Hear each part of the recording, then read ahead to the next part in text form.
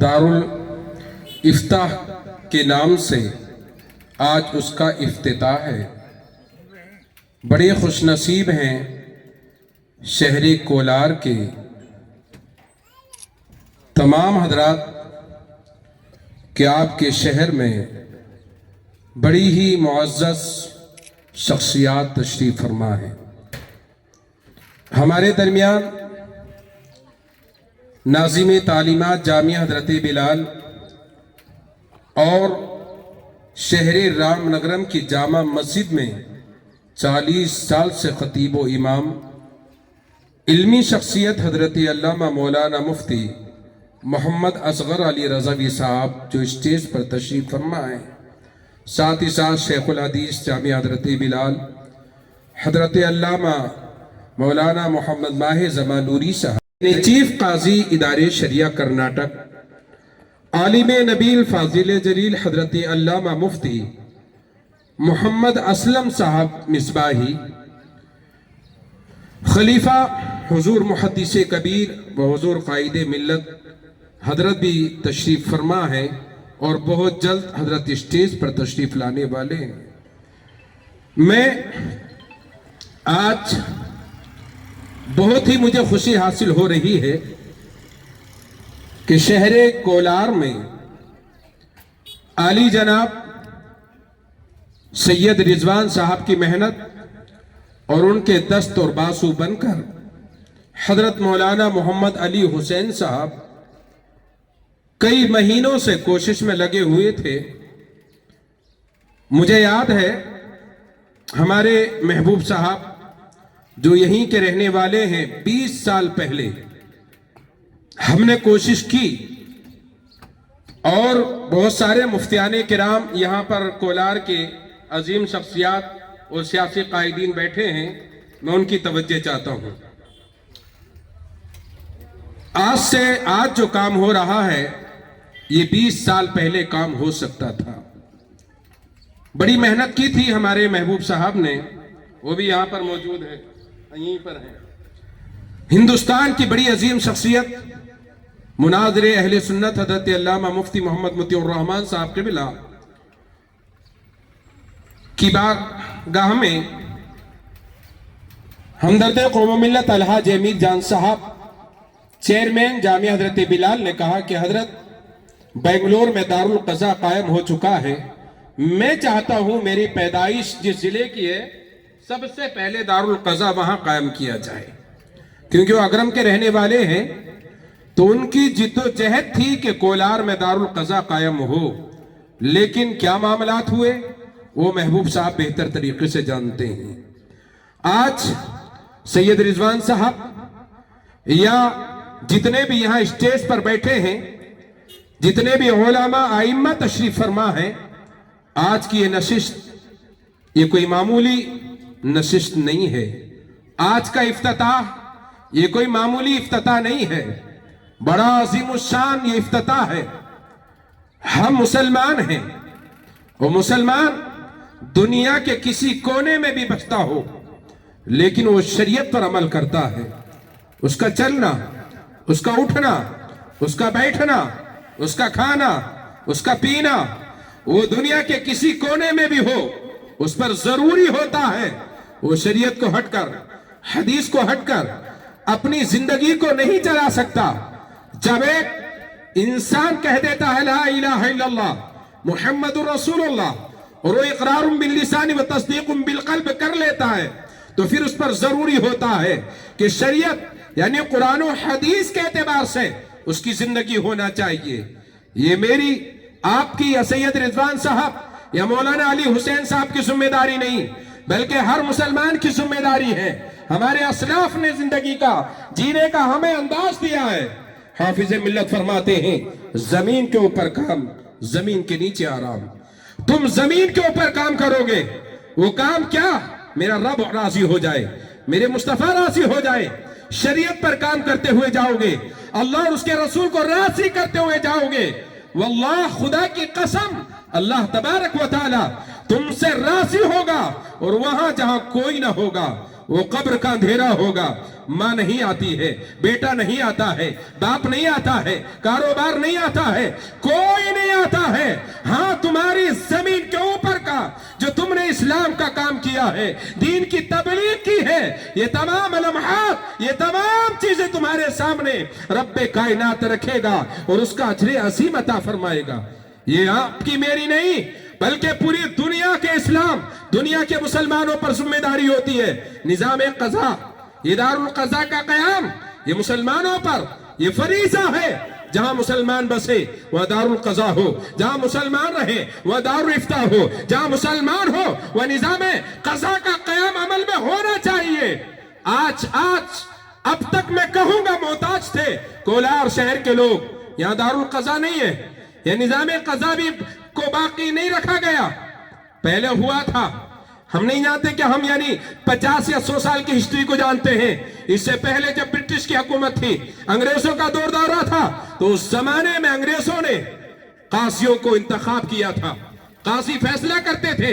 आज भी यानी बहुत सारे सूबाजात, आंध्र प्रदेश है, तमिलनाडु है, हुकूमत की तरफ से कासियों को यानी उनको एक ओहदा दिया जाता है कज़ावत का। लेकिन ब्रिटिश के दौर में पूरे मुल्क में दारुल क़ज़ा का क़याम, दारुल क़ज़ा का अमल नाफिज था। लेकिन आज हम उससे दूर हैं। ए मुसलमानों, ए कोलार के मुसलमानों, मैं पूछना चाहता हूं, ये मेरी ख्वातीन इस्लाम मेरे सामने बैठी हैं, ये मेरी बेटियां, ये मेरी बहनें, ये मेरी माएं बैठी हैं। आज कितना जुल्म होता है एक मां पर, एक बेटी पर, एक बहन पर। एक मेरा नौजवान शादी करने के बाद शराब पीता है, नशा करता है, गांजा मारता है, बीवी को मारता है, बहन को मारता है, नौजवान माँ बाप को धक्के देकर निकाल देता है। कहां जाएगी वो माँ, कहां जाएगी वो बीवी, कहां जाएगी वो बहन, कहां जाएंगे वो बूढ़े बाप? वो रास्ता कहां पर है? वो रास्ता सिर्फ एक ही रास्ता होता है, वो दारुल क़ज़ा का रास्ता होता है। वो दारुल क़ज़ा में जाएगी। मुझे हक चाहिए, मेरा शोहर मुझ पर जुल्म करता है, मुझे हक चाहिए, मेरे बच्चे मुझ पर जुल्म करते हैं, मुझे हक चाहिए, मेरा शोहर मुझ पर यानी जुल्म कर रहा करेगी तो शोहर दारुल क़ज़ा जाएगा, मुझे हक चाहिए।